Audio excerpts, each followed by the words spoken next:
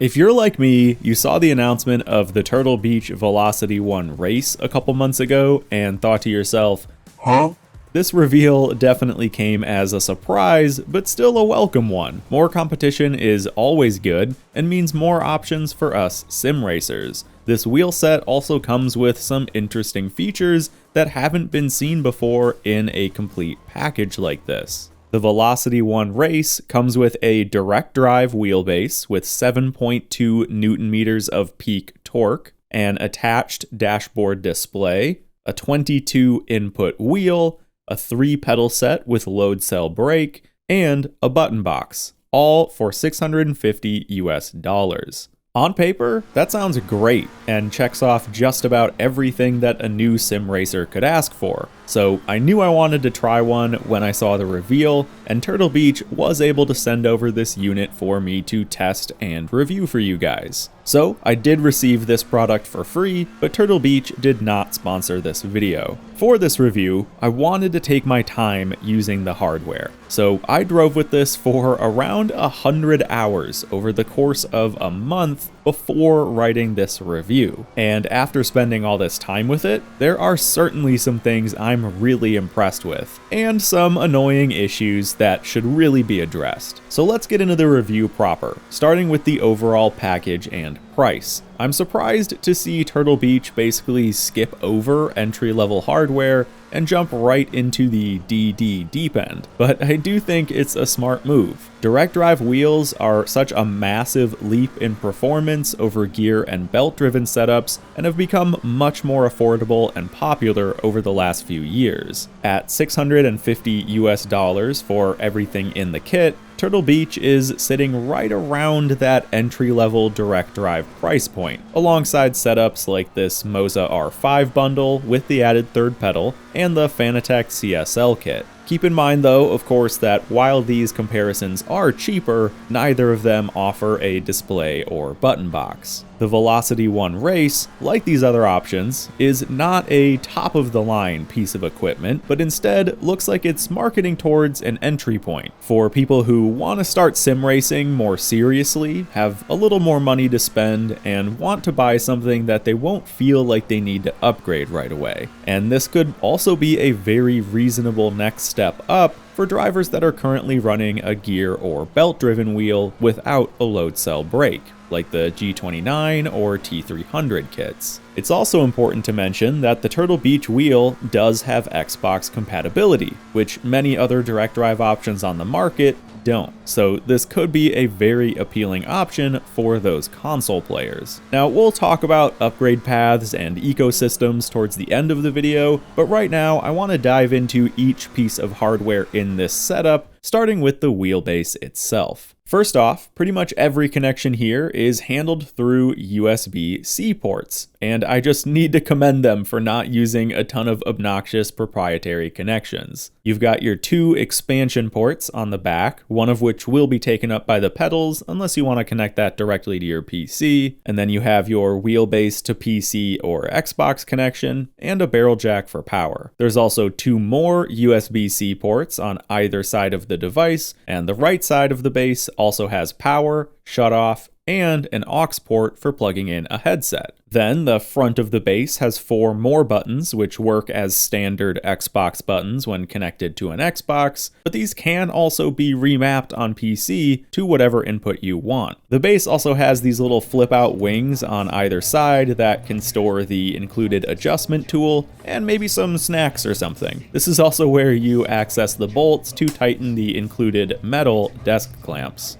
Again, the K-drive motor in this base has 7.2 Newton meters of peak torque, which is a very noticeable step up from the strength of the Moza R5, for example, but will definitely feel weaker than the 8Nm upgrade for Fanatec's CSL-DD, or of course something like the Thrustmaster T818. I do think the Turtle Beach sits in a decent sweet spot though for price to performance, as this is easily enough power to satisfy anyone that I think would be looking into buying this setup, and it should be enough to last for years without feeling the need to upgrade. As for the detail of the force feedback though, this is where some of our first minor issues start to crop up. Overall, out of the box, the more pronounced force feedback is not bad at all. Curbs feel really nice, it's very easy to catch slides and feel tire grip or over rotation, but where it seems to lack is in the more subtle and smoother feedback, especially when it comes to body roll or weight shifting around the car. It certainly wasn't enough to have any meaningful effect on pace,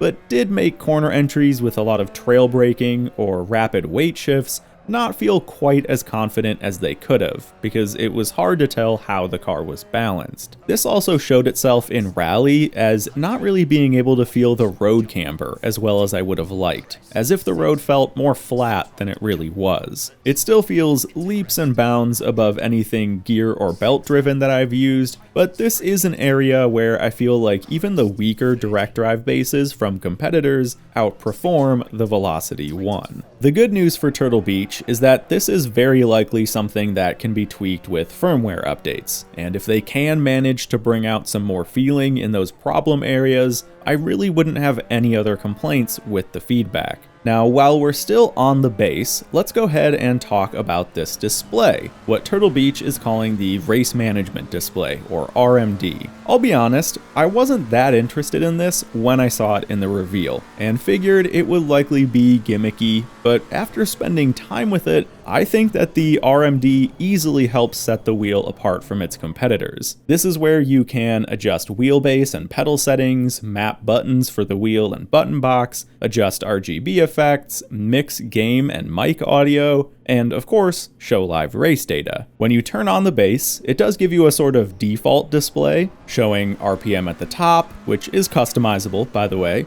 and then all of your inputs in the center, like wheel rotation and pedal travel. And then you've got some extra info on the left and right wings. This alone is nice enough to have, but the real fun comes from using the Live Dash, which has 3 different modes. A road car themed display, then a Sport Dash, which gives you a big digital tach, more visible delta, and tire information. And finally, we can swap over to the pretty well-designed race display, just like you'd find in many real race cars. This is the dash I use most of the time, and it works great, with official support for every game that I play. Here's the full support list at the time of writing this video, and as you can see, this display does even have the ability to pull data from SimHub, although currently no ability to use custom SimHub dashes. For me though, it's as simple as just clicking the game on my desktop and then everything works. This display is also great for console players who can't use PC software to adjust settings. Like I mentioned, everything can be handled right here on the base itself. Feedback strength, tuning and damping, dead zones, button mapping, even for consoles, profile management with 10 easily swappable profiles that encompass every setting. It's all done right here on the wheelbase. My one issue with, I think, the display itself is that sometimes the screen bugs out or freezes when navigating menus. It's weird and a bit annoying, but ultimately not that big of a deal, and hopefully just a firmware bug that can be patched out. Overall, I think this display should be heavily considered when you're choosing a wheel set to buy, because for me at least, it has added a ton of value to the overall package. It might not be quite as customizable as some other dedicated options on the market, but it's certainly better than I expected for a built-in system. And with that, let's pull back a bit to talk about the wheel itself. Now, this is, at the time of writing, the only wheel available for the Turtle Beach ecosystem, so it had better be decent. Turtle Beach does have their own quick release system though, which is all metal and feels pretty sturdy on my base, and we know that they're planning to release more wheels, but for now, this one is all we've got. Like I mentioned earlier, this rim has a total of 22 usable inputs. The E2 dial with the select and back buttons on the bottom right is only used for navigating the display. Everything else though will work as a game input and can often be mapped by the game itself, or you can use the software or display to map many of these buttons to either core inputs, like controller buttons, or system inputs, like having a quick button to turn on the live dash, dials to adjust volume, or toggle push to talk. So lots of options here, even for console players. The shift paddles on the back feel pretty good. They certainly aren't as mushy as some of the cheaper wheels out there. It's a heavier pull and gives a pretty satisfying and confident click when they're activated, so I'm happy with them for the price. I think they feel good even with gloves on. The lower paddles though are kind of a letdown. These are analog Hall effect triggers that can only be mapped to either the clutch, handbrake, foot brake, or throttle, which for me makes them useless. I have 3 pedals and a handbrake, so I don't need any of those things. And even if you don't have a handbrake, the kit comes with 3 pedals, so most people would only need one of these anyway. They can't be mapped to anything else, so these bottom paddles don't have any use to me. Moving on though, let's talk about the design of the wheel itself. It does feel nice to hold, with or without gloves. It's sturdy, and so far, after about 100 hours of use, including having my toddler play with it, I see no signs of wear on the leather material or issues with the stitching at all. As far as looks go, I think it looks fine. It's definitely not a super serious racing wheel, and I've never loved the fake carbon look, but it fits with the more casual gamer design of the rest of the unit. And as a certified RGB hater, the wheel lighting has kind of grown on me. It's just something I haven't really had much before, and does genuinely help me locate buttons in my peripheral view. It's functional, so it gets a pass for me. My big issue is with its flat bottom. I don't think D-shaped wheels are a good idea for a universal product like this. I mean, as an option, of course, but when this is your only wheel, I think it should be round, because this makes drifting, and even rally to an extent,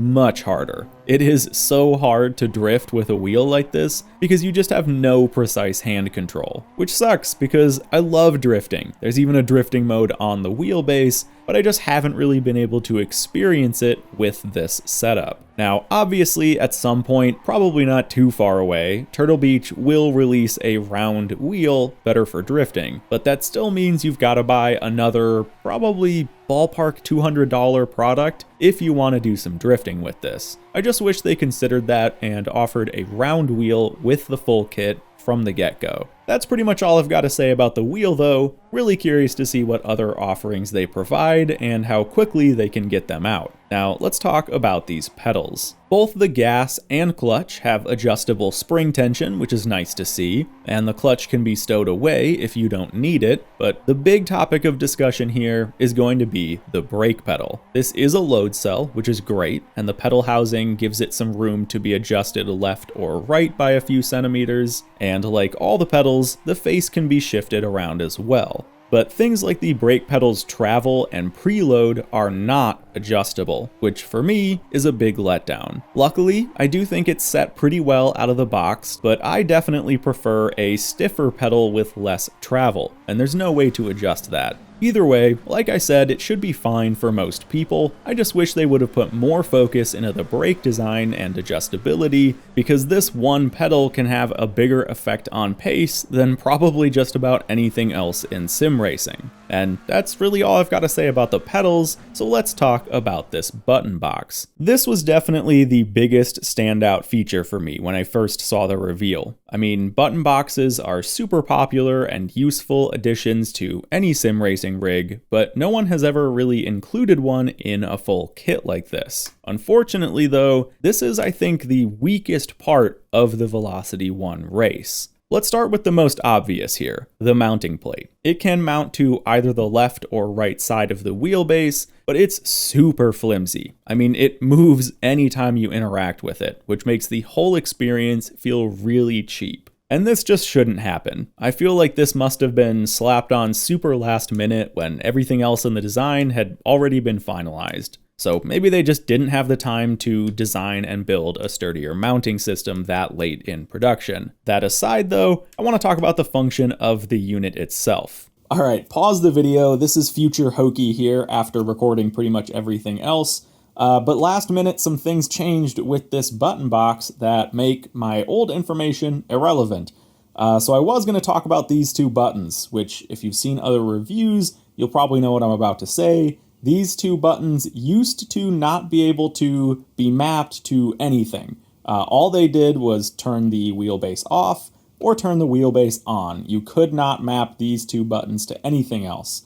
However, they did just push a firmware update that allows this button to be mapped. This is the engine start button. So right now, everything on this button pad, except for the emergency stop, can be mapped to something. However, one of the other things I was going to talk about is the fact that this button didn't do anything for me anyway. You'll see I can turn it off here, and then if I push the power button, it just does literally nothing. So I thought that mine was broken. It turns out that in order to use this button, you need to actually plug it into the right side of the wheelbase. You can see mine's plugged into the left side with this little cable here, but I do actually have a longer Type-C to Type-C, and if I can plug that in quickly, give me 2 seconds. There we go. Now let me pan over here. You'll see that, there we go. The wheel actually turns on. However, you might have noticed that the RGB doesn't work anymore. I'm not really sure what's going on with that. It might just be that the USB-C cable is, slightly differently spec'd than the one it comes with or something. I don't have another one to try it out with. The button pad does still seem to work. I can still, push inputs on it and it registers them on the computer, but it doesn't, light up or anything. Well, I guess that lights up. Interesting. All right. Anyway, that's all I have to say about that. Let's get back to the review proper. So overall, the button box is absolutely better than nothing. I mean, it's 15 more inputs that you can use, but what should have been the Velocity One's biggest standout feature feels like its weakest. And like I mentioned with the brake pedal, I just think that they should have focused on this and had more sim racers test it before launching the product. And with that, we've now covered every part of this device, and I want to give some closing thoughts on the Velocity One race. Overall, I do genuinely think this has the potential to be a very good product at a great price. You won't be able to find anything else that matches these specs for less. And it's compatible with Xbox, which makes it a very appealing option there. A lot of the problems I had can theoretically be fixed with software updates, so if they can make improvements there, and also maybe release an improved bracket for the button box, as well as an adjustable spring set for the brake pedal, and a round wheel, well then my list of criticisms would be very small.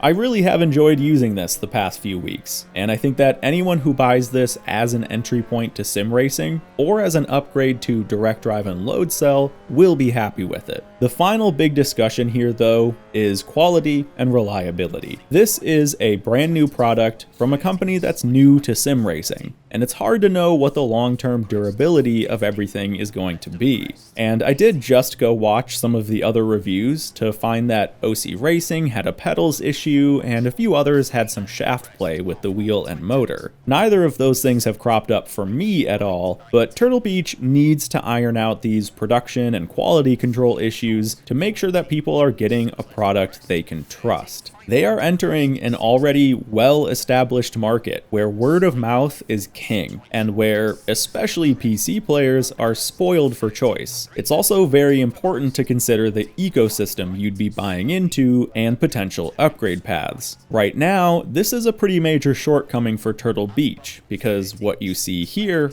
is everything. We don't know what the other wheels will look like or when they'll be released. If you want a shifter or handbrake, you'd have to get one from another company, and I'm strongly guessing that this will be the only pedal set and wheelbase that Turtle Beach offers for a very long time. Luckily though, I still think that they did pretty dang well on their first shot at it. I've certainly seen some other companies enter this market in a much worse state. And I think Turtle Beach has the potential to solve some of these issues and do even better. I'm hopeful to see how they can improve and further support the Velocity One race over time. So I want to wrap up by thanking them for sending me this unit to try out, and thank you for watching. If you still have questions about the Velocity One race, definitely let me know in the comments and I will try to answer what I can. Thanks again, and I'll see you in the next video.